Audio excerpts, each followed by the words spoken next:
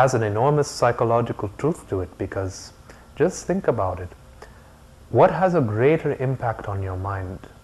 Something which is logical, intellectual, that is always very superficial. It's always on the surface. And scientists know this, that most of human communication, the kind of message you're giving off, is on a non-verbal level. So it's the information that your mind is taking in on a non-verbal level which has the greatest impact in the messages that you're receiving. So this is why in the East, certain sages always knew of this, that if you transmit a certain teaching in the form of a parable, it tends to stick with you. It tends to have a much stronger impact on your mind.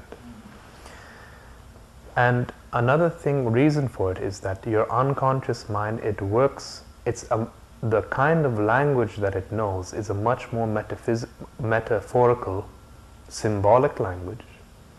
That's why when you go into dreams, you're seeing various different symbols and images. These represent different dimensions of your own consciousness. So the language of the unconscious is much more symbolic, much more metaphorical, and the size of the unconscious compared to the conscious mind, really the conscious mind is just like a small speck. It's like a small pebble in a huge desert, or it's a bit like an island. Conscious mind is just like an island. Your unconscious is like the huge, vast ocean. The largest percentage of your mind is not the conscious mind.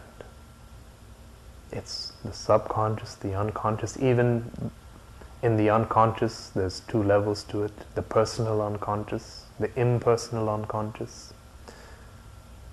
What is the personal unconscious? All the experiences and memories that you've picked up from birth to the present moment.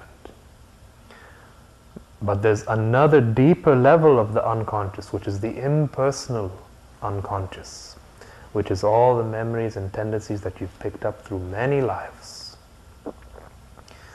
So the unconscious, this is its way of communication, through symbols, through metaphor, through that kind. It's more intuitive.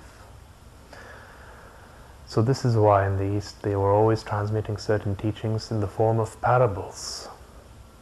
So when you look at these kinds of this system that has been created, and you see that it's heavily symbolic language, that's what is trying to be done.